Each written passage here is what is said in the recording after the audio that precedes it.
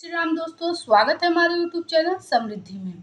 दोस्तों, आप लोगों को जानकारी होगी कि ये आषाढ़ मास है और आषाढ़ मास में भी एक नवरात्रि पड़ती है जिसको कहा जाता है गुप्त नवरात्रि।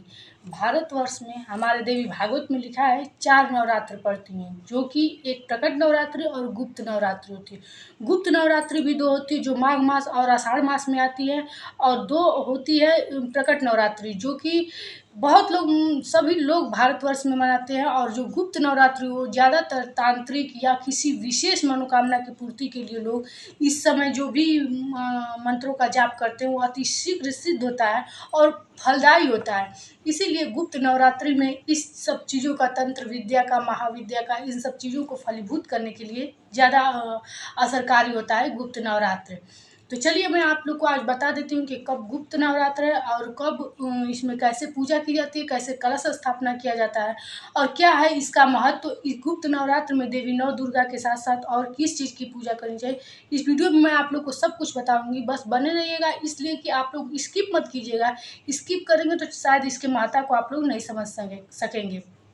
गुप्त नवरात्र आषाढ़ और माघ में पड़ता है। प्रकट नवरात्रि आप लोग जानते हैं शरद ऋतु और वासंती ऋतु में पड़ता है।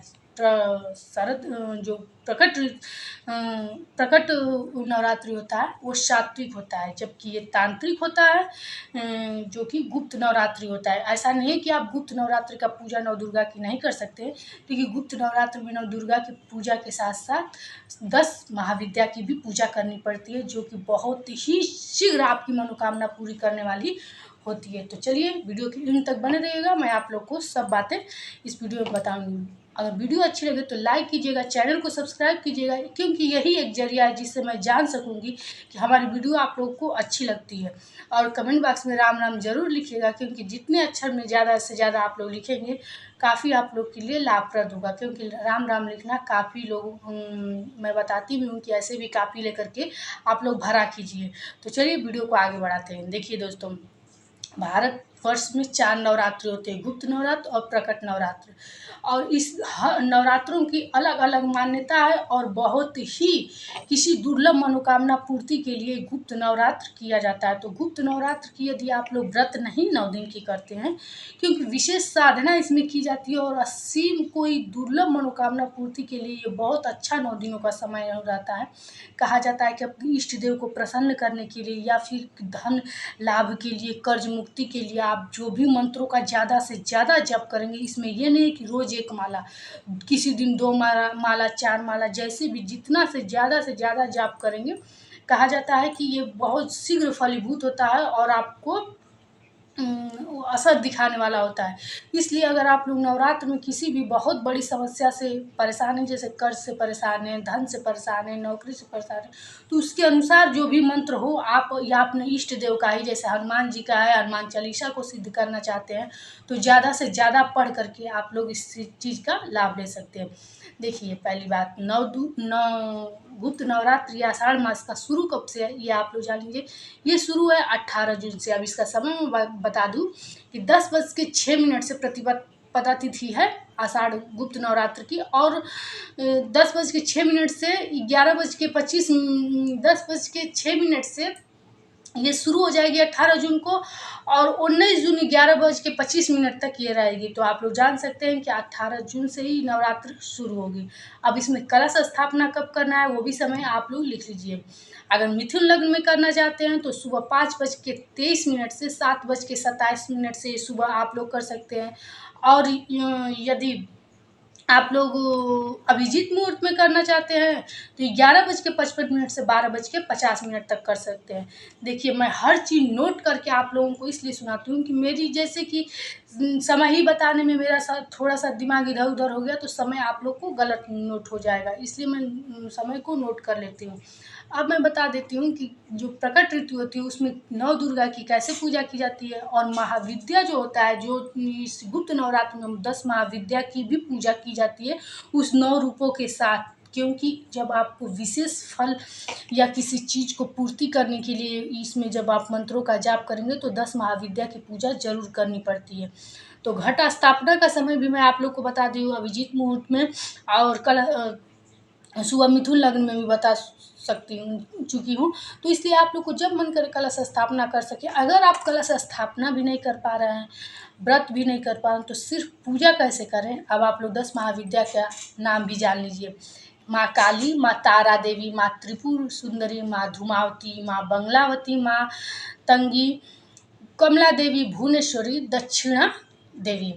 तो ये 10 हमारी 10 महाविद्या है। ये आप लोग जब दुर्गा चालीसा पढ़ेंगे तो इन 10 का नाम मिलेगा। लेकिन जब आप ये प्रकट नवरात्र में आप लोग पूजा करते हैं नौ दुर्गा का, तो उसमें सिर्फ 9 स्वरूपों की पूजा होती है। प्रथम शैलपुत्री, ब्रह्मचारिणी, चंद्रघंटा, कुष्मांडा, स्कंद माता, कात्यायनी, कालरात्रि, महागौरी, सिद्धिदात्री, इन 9 रूपों की पूजा होती है। लेकिन इस नवरात्र में 9 रूपों के साथ साथ इस 10 महाविद्या की पूजा करना अगर आपकी मनोकामना है तो ज़रूर की जाती है। तो आप लोग एकदम घबराइएगा मत कि ये नवरात्रि कैसे है, क्या करें, कुछ नहीं। बस आप लोग जैसे मैं 9 दिनों का समय बता दी हूँ कि 18 जून से प्रारंभ हो जा रहा है। आप लोग बस किसी मनोकामना से, किसी बहुत बड़े रोग से कष्ट मिल रहा है, या फिर किसी कर्ज से, नौकरी चाकरी, आर्थिक स्थिति से, जिस चीज़ से भी आप बहुत ज़्यादा परेशान हैं, या कोई शत्रु है जो किया कराया है कुछ, तो इस नवरात्रि जो भी कार्य आप करेंगे, कहा जाता है कि ऐसा हम लोगों के गीता में लिखा है, देवी भागवत में लिखा है कि जो भी इस 9 दिनों के अंदर कार्य किया जाता है, तंत्र विद्या किया जाता है, या कोई पूजा पाठ हवन जाप किया जाता है, वो 9 दिनों के अंदर ही पूर्ण हो जाता है। क्योंकि गुप्त नवरात्र बहुत ही इस सब मामले में तांत्रिक शक्ति को खींचने में या उसको प्रकट करने में बहुत ही ज़्यादा असरकारी है। इसलिए आप लोग घबराइए मत। यदि बहुत ज़्यादा किसी परेशानी से परेशान है तो इसमें ये पूजा कर सकते हैं। देखिए, नौ दुर्गा वैसे भी जानते हैं कि सप्तशती का पाठ जब नवरात्र में किया जाता है तो कहा जाता है कि चाहे संतान बाधा हो, व्यापार बाधा हो, दुकान हो, आर्थिक बाधा हो, कर्ज बाधा हो, तो लोगों को मुक्ति मिलती है। लेकिन जब इस नवरात्र में, गुप्त नवरात्र का यही सिर्फ महत्व है कि ये 9 दिनों के अंदर ही चमत्कार दिखाता है। ये एक चमत्कार ही है, इसीलिए इसका नाम गुप्त नवरात्र है। और इसकी पूजा ज़्यादा से ज़्यादा लोग तांत्रिक करते हैं, और आम जनता भी करती है, लोग भी करते हैं जिनको कोई असीम सिद्धि प्राप्त करनी रहती है, या फिर से अपनी इष्ट देव को प्रसन्न करना रहता है, तो इस नवरात्र में पूजा करते हैं। बहुत लोग पूजा करते हैं, कलश स्थापना करके 9 दिन का व्रत भी रखते हैं। लेकिन चूँकि प्रकट नवरात्रि जो होती है वो हर लोग करते हैं, प्रत्येक भारतवर्ष के हर जन करते हैं।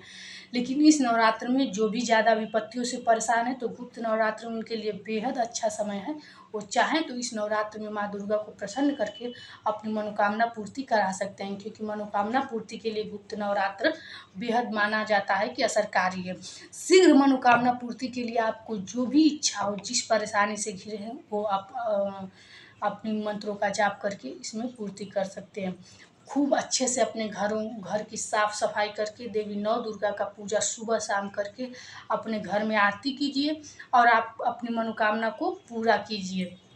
घर में इस 9 दिनों में क्लेश नहीं किया जाता है, किसी की भी शिकवा शिकायत नहीं की जाती है। और जो भी महिला नवरात्र की पूजा करे, जो दीपदान करें, एक बात मैं आप लोग को बताना भूल गई कि इस नवरात्र में भी अखंड ज्योति जलाया जाता है। ना पूजा कर रहे हैं, ना ना जाप कर रहे हैं, कुछ नहीं कर रहे हैं, अखंड ज्योति फिर भी अपने घर में नौ दुर्गा के फोटो के सामने आप लोग जला सकते हैं। और इस जो भी महिला इस पूजा को कर रही है, ध्यान दे रही है, या पुरुष जो भी कर रहा है, वो घर से कहीं ना जाए। पुरुष है तब तो जाएगा, लेकिन उनकी पत्नी भी जो भी महिला है वो घर से बाहर घूमे नहीं, घर इधर उधर कहीं जाए मत, दिन में सोए नहीं। ये सब नवरात्र में किया जाता है। और पूरे नवरात्र आप लोग विशेषकर, क्योंकि मैं आप लोग को बताती हूँ कि आप लोग के जो भी शत्रु हैं इस नवरात्र में ये सब किया कराए ज़्यादा असरकारी होता है। इसलिए ज़्यादा से ज़्यादा इधर उधर खाया पिया नहीं जाता है। बाकी आप लोग की इच्छा, आप लोग खुद इस सब चीज़ों में जानते होंगे कि नवरात्र के समय लोग क्या इधर उधर करते रहते हैं। इसलिए आप लोग सब कुछ ध्यान रख के अपने घर पर ध्यान दीजिए, पूजा पाठ पर ध्यान दीजिए। और नवरात्र में जो भी आप लोग का कष्ट है, उस कष्ट के अनुसार मंत्रों का जाप करके उसको फलदायी बनाइए। वीडियो अच्छी लगी हो तो लाइक कीजिए, चैनल को सब्सक्राइब कीजिए। क्योंकि ये नवरात्र गुप्त नवरात्र है। हम इतना जानते हैं कि हमारे आसपास भी बहुत ज़्यादा लोग इस नवरात्र को नहीं करते हैं, क्योंकि ये गुप्त नवरात्र है। और ज़्यादा लोग इस चीज़ को, हमको लगता है कि बताते भी नहीं हैं कि हम इस नवरात्र में पूजा कर रहे हैं। क्योंकि ये हमारे भारतवर्ष में ज़्यादातर ज्योतिष पंडित और जो भी तांत्रिक होते हैं वो लोग ये पूजा करते हैं। और विशेषकर जो लोग ज़्यादा किसी विपत्ति से परेशान हैं उन लोगों के लिए ये समय अच्छा है, तो वो लोग पूजा करके इसका लाभ ले सकते हैं। फिर मिलेंगे नए वीडियो के साथ दोस्तों। वीडियो कैसी लगी कमेंट बॉक्स में बताइएगा। फिर मिलेंगे नए वीडियो के साथ। जय श्री राम।